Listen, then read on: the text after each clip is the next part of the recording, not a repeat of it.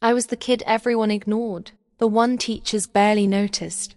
But what I did that day changed everything, not just for me, but for someone who thought he had life all figured out. My name is Marcus, and I grew up in the kind of neighborhood where nobody expected much from you. You know the type. Old apartment buildings with peeling paint, corner stores with bars on the windows, and schools where half the kids showed up just because they had nowhere else to go. I was 13, skinny, wore the same 3 shirts all week, and my shoes had holes I covered with duct tape. My mom worked 2 jobs just to keep the lights on, so I learned early that complaining about what you didn't have was a waste of breath. Before we go any further, if stories like this inspire you, subscribe to the channel now so you don't miss the next ones. But nobody imagined that first scene was just the beginning of something much bigger.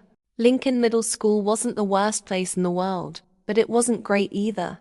The hallways smelled like old cafeteria food and floor cleaner, and the lockers were covered in graffiti nobody bothered to paint over anymore. Most teachers were burned out, just counting down the days to summer or retirement, and most students were just trying to survive until 3:15 when the bell rang. I sat in the back of Mr. Peterson's 8th grade English class. He was one of those teachers who thought being tough meant being mean. Tall guy, maybe 40, always wore the same brown tie, and had this way of looking at you like you were wasting his time. He loved calling on kids who didn't know the answer, just to embarrass them, made him feel powerful, I guess. The room was always too hot, with those old radiators that clanked and hissed, and the windows were so dirty you could barely see the parking lot outside. While everyone else was worried about grades and impressing teachers, I was just trying to get through the day without drawing attention to myself. I'd learned that being invisible was safer. Keep your head down, don't talk back, get through it. There was this kid named David Chun who sat 2 rows ahead of me. He was small, wore thick glasses, and spoke with this slight accent because his parents had moved here from Taiwan when he was 8. Smart kid. Really smart. Always had his hand up. Always knew the answers. Always had his homework done perfectly. But that made him a target. Some kids called him names, knocked his books out of his hands between classes, that kind of thing. I never joined in, but I never stopped it either. I just watched like everyone else. That simple routine was about to become news forever. One Tuesday in March, everything changed. We were reading some short story about a guy who learned a lesson about forgiveness. And Mr. Peterson was in one of his moods. He'd been snapping at kids all class, making sarcastic comments about their answers, and you could feel the tension in the room. David raised his hand to answer a question about the story's theme. It's about how holding on to anger hurts you more than the person you're angry at, David said, his voice quiet but confident. The main character learns that forgiveness isn't for the other person, it's for yourself. Mr. Peterson looked at him with this cold smile. Oh, how profound, Mr. Chun. Tell me, did you read that on a fortune cookie? The class went silent. A few kids laughed nervously. David's face turned red, and he looked down at his desk. I felt my stomach twist. That wasn't teaching. That was just cruelty disguised as humor. And suddenly, all those times I'd stayed silent, all those times I'd let things slide because it wasn't my problem, they all crashed down on me at once. But what nobody expected was what I would do next. I stood up. My chair scraped against the floor, loud in the quiet room. Everyone turned to look at me, including Mr. Peterson. My heart was pounding so hard I could hear it in my ears, and my hands were shaking, but I couldn't sit there anymore. That's not right, I said, my voice steadier than I felt. What you just said to David, that's not right. Mr. Peterson's eyes narrowed. Excuse me? You heard me, I continued, and something inside me broke open, like a dam that had been holding back too much for too long. David gave a good answer. He understood the story better than most of us. And you made fun of him because of where his parents came from. That's not teaching. That's just being mean. The room was so quiet you could hear the clock ticking. Mr. Peterson's face turned dark red, and he took a step toward me. Sit down, Marcus. Right now. No, I said, and I surprised myself with how clear my voice sounded. Not until you apologized to him. If this story has already moved you up to this point, hit the like button and subscribe to the channel, because there are other real and emotional stories you can't miss. Mr. Peterson laughed. But it wasn't a real laugh. It was the kind of laugh people make when they're angry, but trying to seem in control. You think you can tell me what to do? You, who barely turns in homework half the time, who sits in the back like you don't even want to be here. Yeah, I sit in the back, I said, and now my voice was shaking, but not from fear, from something else, something bigger. I sit in the back because I learned that keeping quiet keeps you safe. But David sits in the front because he actually cares about learning. He shows up every day, does the work, tries his best. And you treat him like garbage because he's different from you, because he's an easy target. Well, maybe someone needs to tell you that's wrong. David was staring at me with wide eyes. And so was everyone else. Some kids had their mouths open. Others looked scared. But I kept going. You know what that story was really about? I asked, pointing at the book on his desk. It was about how we hurt people because we're hurt. How we take out our anger on others because we don't know how to deal with it ourselves. And I think that's what you're doing right now, Mr. Peterson. I don't know why you're angry. I don't know what's going on in your life, but taking it out on a kid who's just trying to learn. That's not okay. Mr. Peterson's jaw clenched. For a second, I thought he was going to yell, maybe send me to the principal's office, maybe worse. But then something strange happened. His expression changed. The anger was still there, but underneath it, something else flickered across his face. Something that looked almost like shame. And you know what else? I said, my voice softer now but still firm. That story also taught that forgiveness is powerful, that letting go of anger makes us better. So even though what you said was wrong, even though it hurt David, I believe you can be better than this.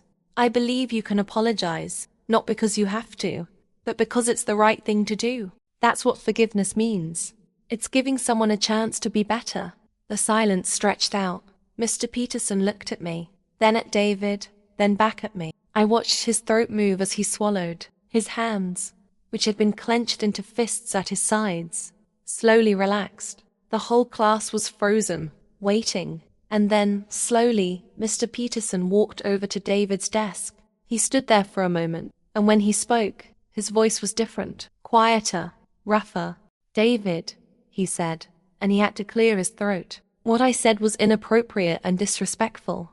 You gave a thoughtful answer, and I made a cruel joke at your expense. That was wrong of me. I apologize. David looked up at him, adjusting his glasses, clearly shocked. It's okay, Mr. Peterson, he said quietly. No, Mr. Peterson said, shaking his head. It's not okay. But thank you for accepting my apology. He turned to look at the rest of the class. And thank you all for witnessing that. Sometimes teachers need to be taught too. Then he looked at me, and I couldn't read his expression. Marcus, sit down please. I sat down, my legs suddenly feeling weak. The rest of the class passed in a blur. Mr. Peterson continued teaching, but his voice was different, softer, more patient. When kids gave wrong answers, he guided them to the right ones instead of mocking them. It was like watching someone take off a mask they'd been wearing for so long, they'd forgotten it was there. After class, as everyone was filing out, Mr. Peterson called my name. Marcus, can you stay for a minute? My stomach dropped. Here it comes, I thought. The punishment, the detention, the call home to my mom, who was already stressed enough. But when the room emptied and it was just us, Mr. Peterson didn't look angry. He looked tired, really tired. He sat on the edge of his desk and gestured for me to come closer. I owe you an apology too, he said.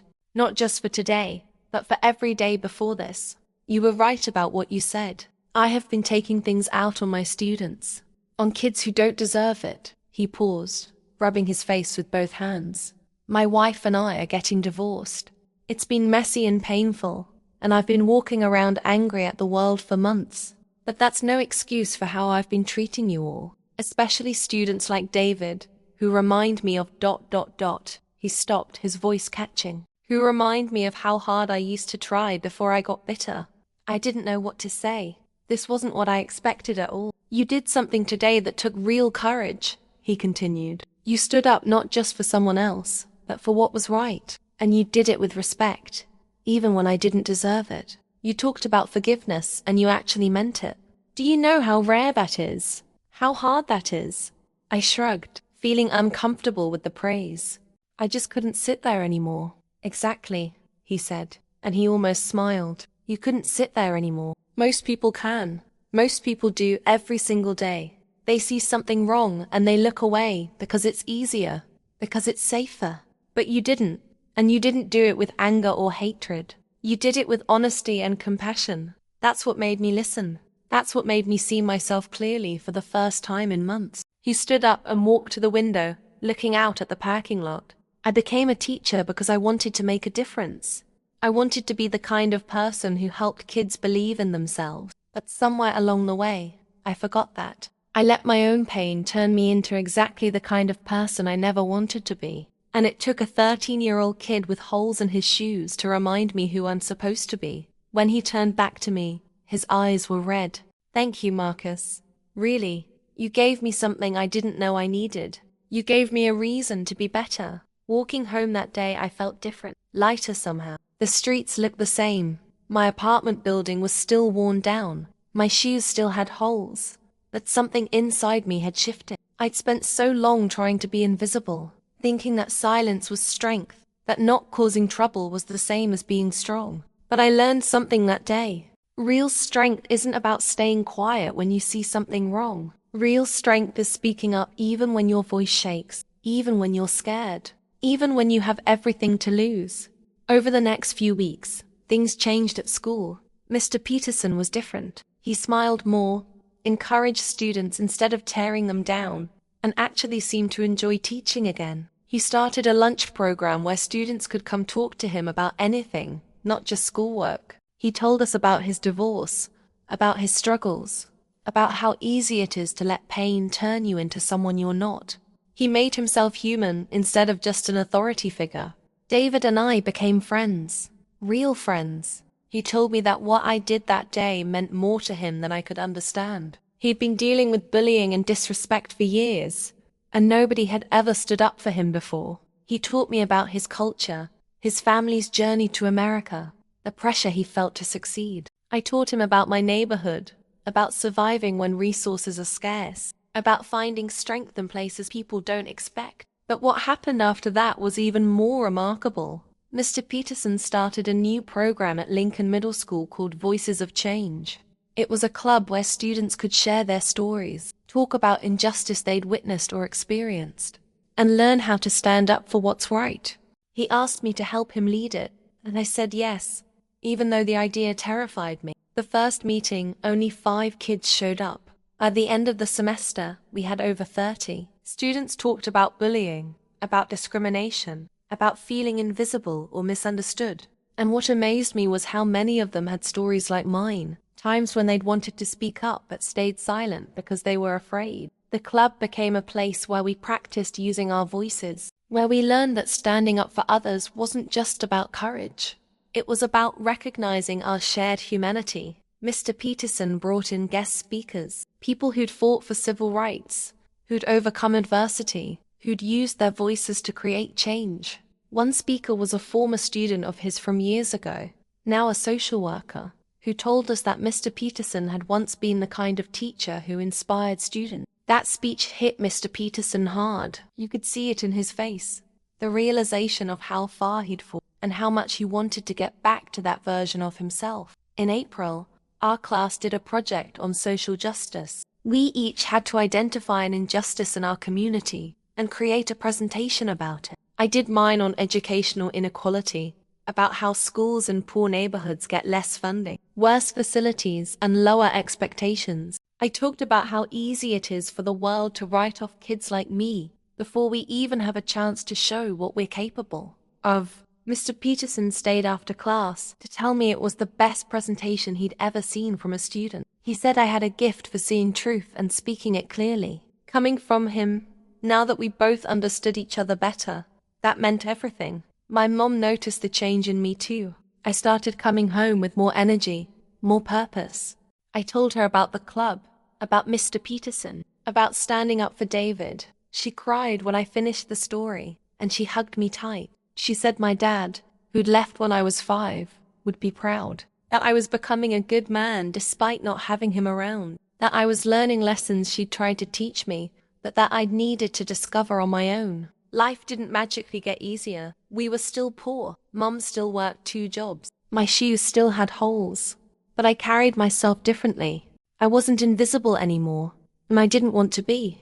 I'd learned that my voice mattered, that my actions could ripple out and touch lives in ways I couldn't predict. That speaking truth, even when it's uncomfortable, even when it's risky, was worth it because silence has a cost too. Silence allows cruelty to continue. Silence tells people their suffering doesn't matter. And I couldn't be silent anymore. David got accepted into a prestigious high school program for gifted students the next year. At his goodbye party, which Mr. Peterson hosted at his apartment, David gave a speech about how one moment of kindness changed his entire trajectory. He said that before that day in English class, he'd been considering asking his parents if they could move back to Taiwan because he felt so unwelcome in America. But what I did showed him that there were people who would stand with him, who would see him as a person worth defending. He said that gave him hope, and hope made all the difference. Mr. Peterson got remarried eventually to a woman who taught at a different school. At the wedding, he asked me to be part of the ceremony, to do a reading about forgiveness and second chances. I was 15 by then, and standing in front of all those people, reading words about how humans deserve grace and the opportunity to grow. I thought about that day in his classroom, about how one moment of courage had created a chain reaction that touched so many lives. His, David's, mine, and countless students who came after us. The summer before high school, I got a job at a community center in my neighborhood, working with younger kids. I told them stories about standing up for what's right, about how their voices mattered, even if the world tried to tell them otherwise. I saw myself in those kids, the ones who'd learned to make themselves small to avoid trouble. And I wanted them to know they didn't have to. That being small doesn't keep you safe. It just makes you disappear. And they deserve to be seen. One kid, probably 9 years old, asked me if I was ever scared when I stood up to Mr. Peterson. I told him the truth. I was terrified. My hands were shaking. My heart was racing. And part of me wanted to sit back down and pretend I hadn't seen anything wrong. But I told him that courage isn't the absence of fear. Courage is being afraid and doing the right thing anyway. Fear is normal. Fear keeps us safe sometimes, but fear can also keep us from becoming who we're meant to be. That kid's name was Jerome, and he started coming to the community center every day that summer. He had a stutter that made him self-conscious, made him avoid speaking up in school. But I worked with him, encouraged him, gave him opportunities to use his voice in safe spaces. By the end of summer, he was leading activities for the younger kids, speaking clearly and confidently. His mom thanked me with tears in her eyes, said I'd given her son something she couldn't, the belief that his voice was worth hearing. That's when I really understood what Mr. Peterson had tried to tell me that day after class. That small acts of courage ripple outward in ways we can't always see. That standing up for one person, in one moment, can start a chain reaction that changes dozens of lives. I stood up for David, which changed Mr.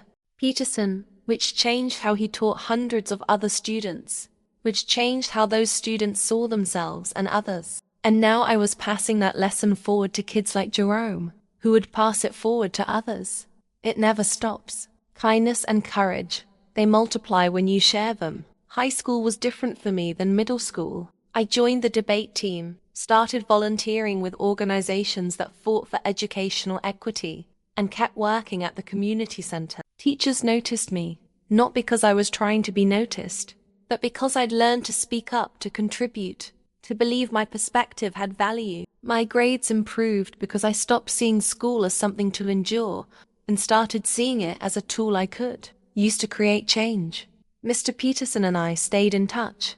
He'd check in every few months, ask how I was doing, share updates about his life and the Voices of Change Club, which was still going strong. He told me about students who'd gone through the program and credited it with changing their lives, helping them find their voices. He said none of it would have happened if I hadn't spoken up that day. I told him he was giving me too much credit. He said I wasn't giving myself enough. Junior year of high school, I was invited to speak at a youth leadership conference about standing up against injustice. 200 kids from schools all over the state filled the auditorium, and I stood on that stage and told them my story about being the invisible kid with holes in his shoes. about watching cruelty and staying silent, about the day I couldn't stay silent anymore, about forgiveness and second chances, about how courage doesn't mean you're not afraid, it means you act despite your fear. After my speech, dozens of students came up to share their own story. Kids who'd witnessed bullying and regretted not speaking up. Kids who'd been bullied themselves and felt powerless. Kids who wanted to make a difference but didn't know how. I listened to every single one of them, and I told them what I wished someone had told me earlier. You already have everything you need. Your voice is your power. Your courage is your weapon. And the world needs you to use both. One girl, maybe 16, told me through tears that she'd been planning to switch schools because of how a teacher treated her. She was Latina, and this teacher constantly made comments about immigrants, about people who didn't speak perfect English, about people who took advantage of the system. She'd stayed quiet because she didn't want to make trouble for her parents, who were working so hard to give her opportunities. But after hearing my story, she realized staying quiet was its own kind of trouble. She decided to report the teacher, to speak up, to refuse to accept disrespect as normal. I gave her my email and told her to stay in touch, to let me know how it went. 3 months later, she sent me a message. The teacher had been reprimanded and required to take diversity training. The school had started a program to address discrimination, and she'd started a student group to support immigrant students, to make sure they knew they belonged and their voices mattered. She thanked me for giving her courage. I told her the courage was already inside her. I just reminded her it was there. And there was still something that needed to be said directly to you. Senior year, colleges started sending acceptance letters. I got into several, including some I never thought would even look at an application from someone like me. I chose a school with a strong social justice program because I knew what I wanted to do with my life. I wanted to be a teacher, not just any teacher, but the kind of teacher who saw students the way Mr. Peterson had learned to see them, as whole people with stories and struggles and potential. The kind of teacher who stood up for students when others tried to tear them down. The kind of teacher who created spaces where voices could be heard and valued. Before graduation, Lincoln Middle School invited me back to speak at an assembly. Mr. Peterson introduced me, and when I stood at that podium, looking out at hundreds of students in the same auditorium where I'd spent 3 years trying to disappear, I felt the full weight of how much had changed, not just in my circumstances, but in who I was. I told them my story, but I also challenged them. I asked them to think about the moments when they'd stayed silent, when they'd watched something wrong happen and looked away. I wasn't judging them. I'd been there, but I wanted them to consider what they were choosing when they chose silence.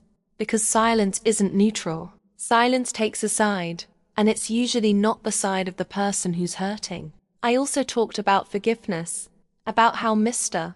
Peterson's willingness to apologize and change had taught me that people are more than their worst moments, that we all deserve the chance to be better, to learn, to grow, that holding on to anger might feel justified, but it weighs us down and keeps us from moving forward. Forgiveness doesn't mean forgetting or excusing. It means releasing yourself from the burden of bitterness so you can use that energy for something better. After the assembly, Mr. Peterson pulled me aside. We stood in the empty hallway, the same hallway where I'd walked with my head down so many times before, and he told me something I'll never forget. You know what? The greatest gift you gave me wasn't the wake-up call, though I needed that. It wasn't holding me accountable, though that was important. The greatest gift was showing me that change is possible. That being lost doesn't mean you're beyond finding your way back. You were just a kid dealing with your own struggles, but you took the time to see me as a human being who could be better. That kind of grace, Marcus, that changes everything. I hugged him, this man who'd once been my antagonist and had become my mentor, and I thanked him for being brave enough to change, because that took courage too. It would have been easier for him to double down, to punish me for challenging him, to protect his ego at the expense of growth. But he chose differently, and that choice had rippled out just like mine had. Graduation day was emotional. My mom was there, crying proud tears, and Mr. Peterson came too, sitting with my family like he belonged there. When they called my name and I walked across that stage to get my diploma, I thought about the kid I used to be, the one who thought staying small was staying safe. And I thought about the man I was becoming. Someone who understood that safety without dignity isn't really safety at all. That being seen, being heard, being brave enough to stand up, that's what makes life worth living. College brought new challenges and opportunities. I studied education and social justice, took classes on child development and systemic inequality, did internships at schools and underserved communities. I met other students who'd had similar experiences, who'd found their voices through difficult circumstances, who wanted to use their education to create change.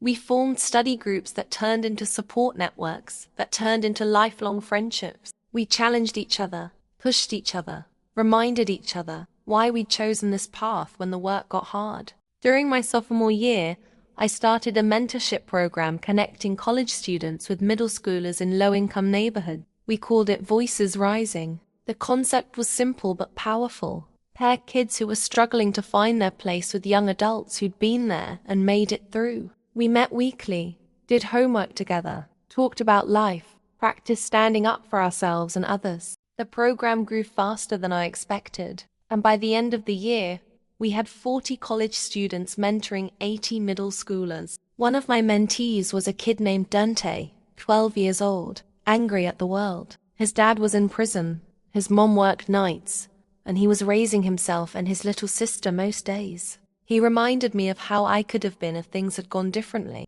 if I hadn't found my voice when I did. Dante didn't trust anyone, didn't believe anything would get better, and spent most of our first meetings testing me, trying to see if I'd give up on him like he assumed everyone eventually would. But I didn't give up. I showed up every week, listened when he was ready to talk, sat in comfortable silence when he wasn't. I told him about my life, about being the invisible kid, about learning that your circumstances don't define your worth. Slowly, over months, he started to open up. He told me about watching his dad get arrested when he was 8, about kids at school making fun of his clothes, about feeling responsible for his sister, but not knowing how to be what she needed.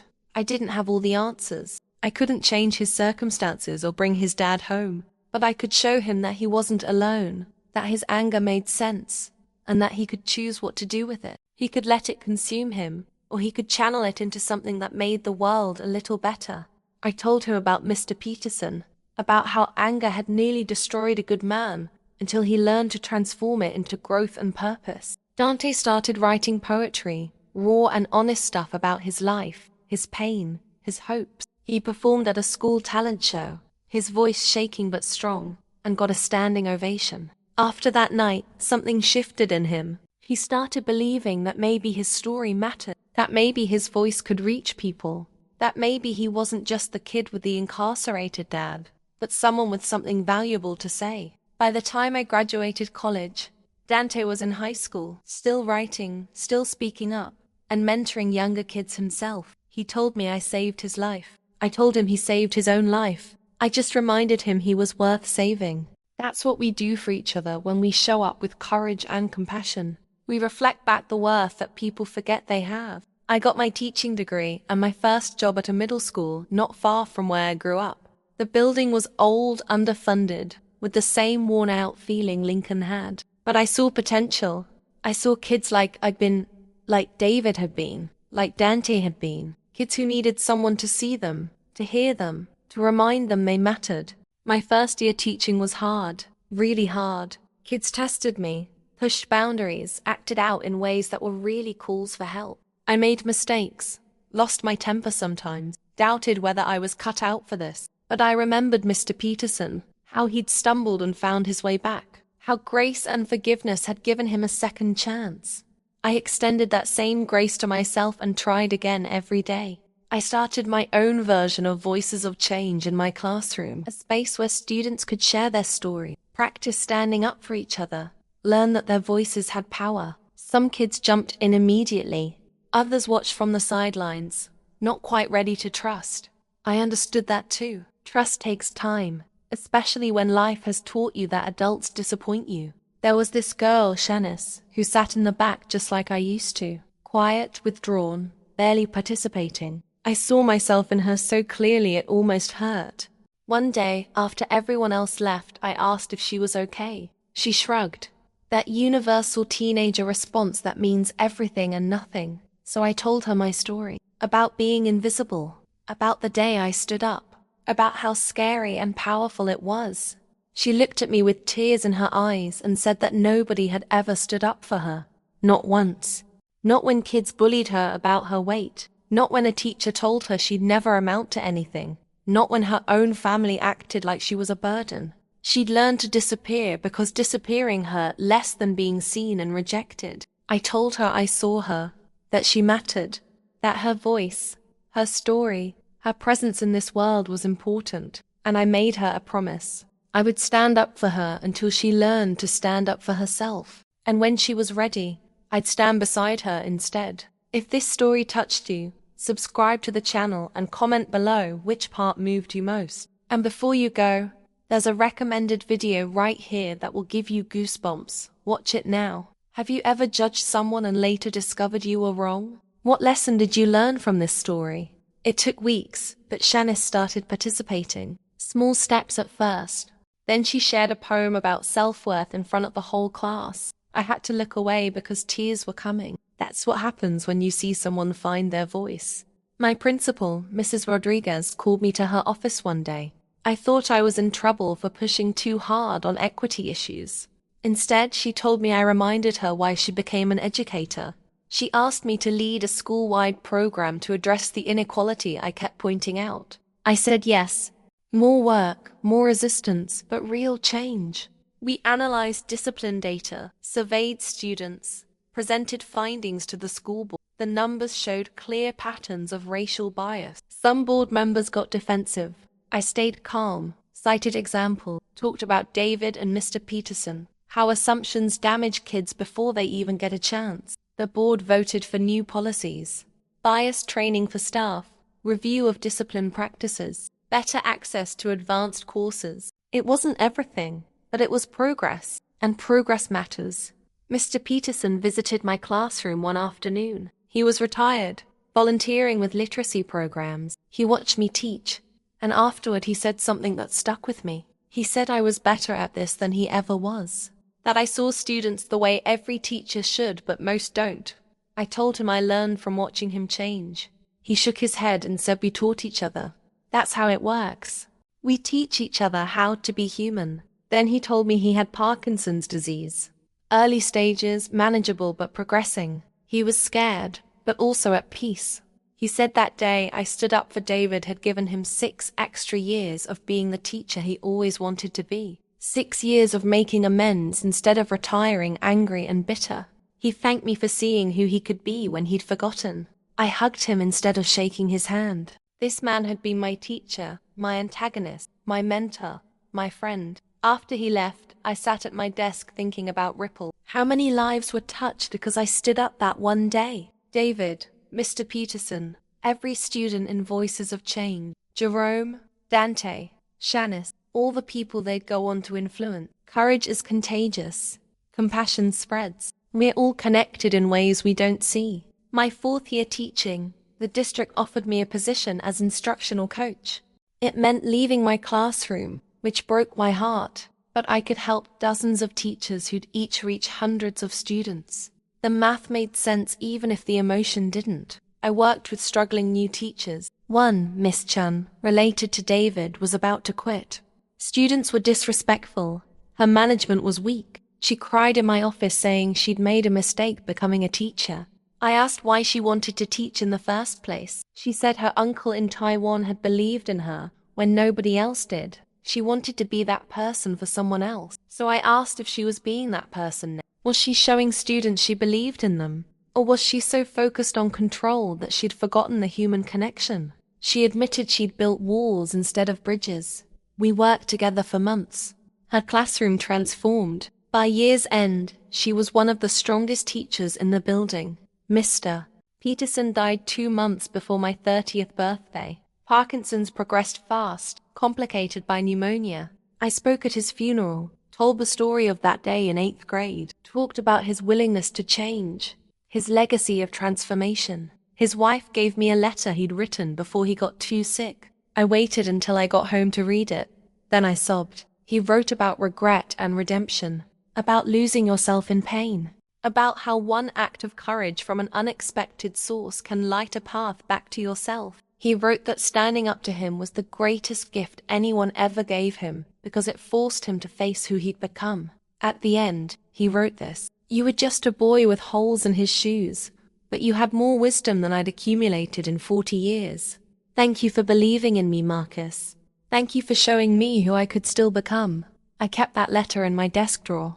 It reminded me why this work matters when I felt discouraged. I became an assistant principal, then a principal at a middle school like the one I'd attended. Full circle. I walked those hallways thinking about 13-year-old Marcus, scared and invisible, and made it my mission that no kid would feel that way. We implemented restorative justice instead of punitive discipline. When students messed up, we focused on understanding why, addressing causes, making amends. Behavior is communication. A kid acting out is crying for help. Not everyone appreciated this. Some parents said we were too soft. Some teachers resisted, but the data supported it. Suspensions down, performance up. Students felt safer and more connected. One situation tested everything. A student named Marcus, same name as me, got in a fight, broke another kid's nose. The victim's parents demanded expulsion. The handbooks supported it. But when I talked to Marcus, I learned he'd been reporting racist bullying for months. Nothing had been done, so he snapped. I had a choice: follow the handbook and expel him, satisfying angry parents but punishing a kid who tried to do things right and been failed by adults, or take a different approach. I chose different. Marcus got suspended, not expelled. We investigated the bullying, confirmed it, and the other student faced consequences too. We brought both families together for a restorative conference. Uncomfortable and messy, but both boys learned something valuable. Marcus came back different, more trusting. He joined peer mediation, became a student leader. Years later, he thanked me for not giving up on him, for seeing beyond one violent moment to the kid who'd been pushed to breaking. That's the work. Seeing the whole person, understanding context, believing in capacity to grow. I started speaking at conferences, sharing what we'd learned. Some people were receptive. Others thought I was naive. I didn't argue. I just shared stories. Stories proving that when we see students as humans, amazing things happen. One conference, an old retired teacher approached me. At first I thought he'd criticize. Instead, he said I'd reminded him why he started teaching. He'd let frustration make him cynical. But hearing me talk with such respect for students made him realize the problem hadn't been the kids. It had been his perspective. He asked if it was too late to make a difference. He was 73, retired a decade. I told him it's never too late. There were mentorship programs, literacy initiatives that needed him. I watched tears roll down his face. These moments remind me we're all interconnected. Sharing our stories gives other people permission to examine their own journeys. My mom passed when I was 32. Heart attack, sudden. At her funeral, neighbors told stories I'd never heard. About how she'd helped people pay bills, watched kids for free, stood up to a landlord illegally evicting tenants. My mom, who I thought was just surviving, had been quietly changing lives all around her. That's when I realized where I'd learned it. Not just from Mr. Peterson, from her. From watching her live with dignity and compassion despite hardship. She'd been my first teacher of courage. I established a scholarship in her name for students from low-income backgrounds pursuing education degrees. Every year we award 3 scholarships to remarkable young people with fire in their hearts. One recipient, Maria, told me she'd decided to become a teacher after a principal stood up for her when she was being bullied. When she saw my photo with the scholarship, she realized I was that principal. She said that intervention had saved her life. She'd been contemplating suicide. I had no memory of this specific interaction. That haunted me. This life-saving moment had been, for me, just another day. It made me wonder how many lives we touch without realizing, how much power we have with just a few words. Maria got hired at the same middle school where I'd been principal. She tells students her story, and they start believing adults can be trusted, that speaking up might lead to help. The cycle continues. I met my wife Rachel at a conference. She was a special education advocate. She had her own story of standing up, of a teacher who'd fought for her when she had dyslexia, and others called her stupid. We got married 3 years later. David came, now a software engineer.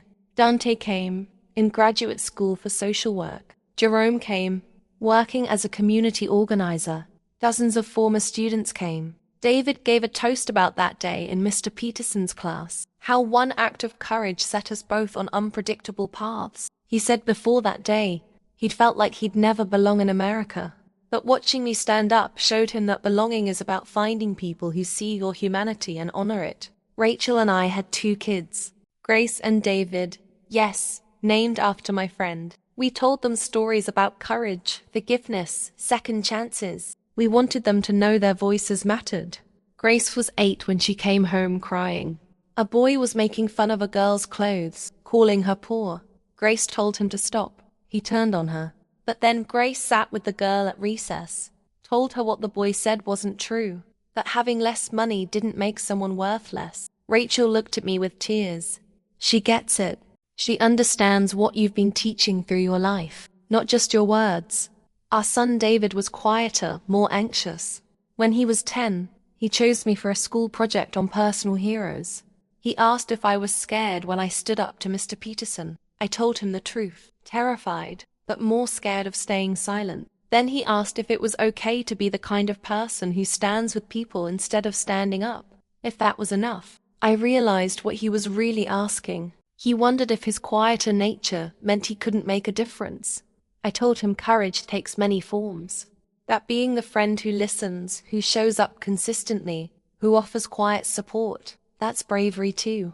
That his empathy wasn't weakness. It was a gift. He presented his project talking not just about my public courage but private acts too. How I listened, how I believed in second chances, how I treated everyone with respect. His teacher said several students cried.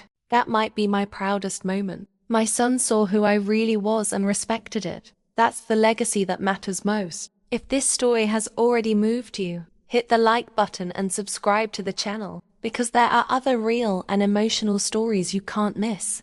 I'm 52 now. Been in education 30 years.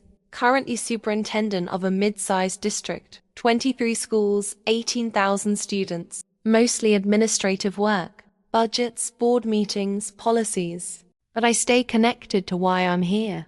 I visit schools regularly, sit in classrooms, eat lunch with students. I want them to know the superintendent isn't some distant figure but a real person who cares. Last month, I saw something that took me right back. A teacher berating a student in the hallway, calling him lazy, saying he'd never amount to anything. The student, a black boy about 13, was looking down, hands clenched, fighting tears. That old feeling rose up. I couldn't stay silent. I approached calmly, asked the teacher if we could talk privately. The relief on that student's face reminded me of David. In a private office, the teacher admitted he was burned out, feeling disrespected. I understood. Teaching is exhausting. But I told him what I wished someone had told Mr. Peterson earlier. That students feel when you've given up on them. That respect is reciprocal. I told him about Mr. Peterson. How a good man lost himself in bitterness, hurt students because he was hurting, and how one moment of accountability gave him the chance to change. The teacher broke down, admitted he was struggling with depression, his marriage falling apart, taking it out on kids who didn't deserve it. I got him connected with support, but I also made it clear I wouldn't tolerate mistreating students. He could get help and do better, or find another job. His choice. He chose help. 3 months later, his classroom was completely different. Students engaged, laughing, participating. He thanked me for giving him a chance instead of just punishing him. That student, Isaiah, wasn't lazy. He was dealing with an unstable home, a mother struggling with addiction, caring for younger siblings. Once the teacher understood and showed compassion, Isaiah thrived. These stories remind me the work is never done. Every generation needs people willing to stand up and believe change is possible. I think about that 13-year-old with holes in his shoes who found courage when it mattered. How different my life could have been if I'd stayed silent. I'd probably still be invisible, playing small, believing safety means staying unnoticed. But I spoke up. Everything changed. Not immediately, not magically, But gradually, over years and decades, through ripples spreading further than I imagined. David is a grandfather now, 3 grandchildren learning to code and stand up against injustice. He sends me pictures of these beautiful kids who wouldn't exist if their grandfather had given up on America that day. He tells them about the boy who stood up for him. Dante runs a non-profit working with formerly incarcerated youth. He credits our time together with showing him his story didn't have to end how it started. He's helped hundreds find their way. Jerome is a teacher working with students who have speech impediments.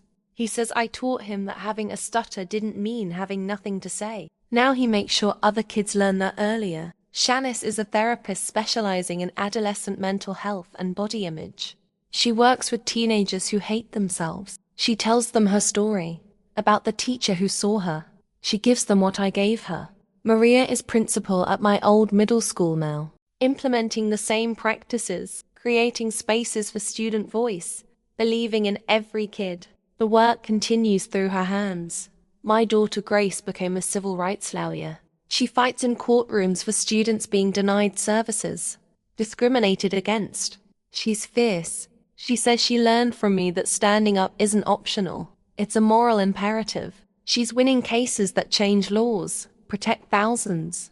My son David became a counselor working with anxious kids who don't fit the mold. He tells them what I told him, that there are many kinds of courage, many ways to make a difference. That sensitivity is strength. He's helping kids survive, and some are literally alive because of him. Rachel continues advocacy at the national level, influencing policy around inclusive education. We joke we've built a family of troublemakers who refuse to accept injustice. Last week, I got a letter from a former student I don't remember. She'd been in my class 20 years ago, dealing with abuse at home. One day I noticed she seemed off and asked if she was okay. She lied, said she was fine. But the fact that I noticed, cared enough to ask, made her reconsider running away. She eventually told a counselor, got removed from the situation. Now she's a social worker helping other kids escape abuse. She didn't expect me to remember. It was probably insignificant to me, but to her, it was everything. That small act of noticing saved her life. I cried reading that letter, not just because of her story, but because it crystallized something. We never know which moments matter most, which small act will ripple out and change everything. So we have to treat every moment like it matters. Every student like they matter. Every interaction like it has potential to be life-changing. That's what I learned that day in Mr. Peterson's class. That speaking up, choosing courage over comfort, it matters. That forgiveness matters. That believing in people's capacity to change matters. That seeing people's humanity, even when they can't see it themselves, that matters most. I'm not special, not a hero, just someone who was in the right place at the right time and chose to speak instead of stay silent. That choice created ripples still spreading decades later. That's the power each of us has. Not to change the entire world at once, but to change one person's world in one moment. Then trust that change to ripple outward in ways we may never see, but that matter more than we imagine. If you could go back to that 13-year-old version of yourself, what would you tell them? Stay small and safe. Or be brave, speak up, believe your voice matters. Because here's what I know now. Your voice does matter. Your courage does make a difference. The world needs you to use both, even when you're scared, especially when you're scared. That's the lesson. That's the legacy. Not that I was some great person who did extraordinary things, but that ordinary people create extraordinary impact through simple acts of courage and compassion. Mr. Peterson taught me people can change. David taught me being seen and defended matters profoundly. My mom taught me quiet courage shapes the world. Rachel taught me accessibility is justice. My students taught me everyone has a story worth hearing. My children taught me legacy is about what you model, not what you accomplish. And that kid with holes in his shoes taught me the most important lesson. That courage isn't absence of fear. It's speaking despite fear. That circumstances don't define worth or limit impact. That one moment of choosing right over easy can change not just your life, but countless lives you'll never know about. I still have those shoes in a box in my closet. Reminder of where I came from. Sometimes I look at them and remember that scared kid who didn't think he mattered. I wish I could tell him what I know now, that he mattered more than he imagined, that the courage he found would echo through decades and touch thousands. But maybe he knew somehow. Maybe that's why he stood up. Not because he knew the impact, but because staying silent had a cost he wasn't willing to pay. The cost of self-respect, of integrity, of looking in the mirror and seeing someone who witnesses cruelty and does nothing. So if you take anything from my story, take this. Your voice matters. Your courage matters. Your choice to stand up, speak out, believe in people's potential. It all matters more than you know. You don't have to be extraordinary. You don't have to have it figured out. You just have to be willing to do the right thing when the moment comes. Even if your hands shake, even if your voice cracks, even if you're just a kid with holes in your shoes who thinks nobody notices. Because someone always notices. Someone is always watching, learning, being influenced by your choices. You're teaching with your life whether you mean to or not. So teach courage, teach compassion, teach that people deserve grace and second chances. Teach that standing up beats staying silent. Teach that forgiveness is strength. Teach that we all have power to create change, starting with the person right in front of us who needs someone to see them. That's what I've spent my life doing. Not perfectly, not without mistakes, but consistently, persistently, believing it matters. And if my story shows anything, it's that it does matter. Every single time. So be brave, speak up, stand up, believe in people's potential, offer forgiveness, extend grace, see the humanity in everyone. Trust that your small acts will ripple further than you imagine, changing lives in ways you'll never fully know, but that matter more than almost anything else you could do. That's my story. That's my legacy. That's what I hope you'll carry forward, creating your own ripples of courage and compassion that will spread through time and touch lives decades from now, because that's how we change the world. Not all at once, but one moment, one person, one act of courage at a time. If this story touched you, subscribe to the channel and comment below which part moved you most. And before you go, there's a recommended video right here that will give you goosebumps. Watch it now. Have you ever stood up for someone who couldn't stand up for themselves? What did that moment teach you?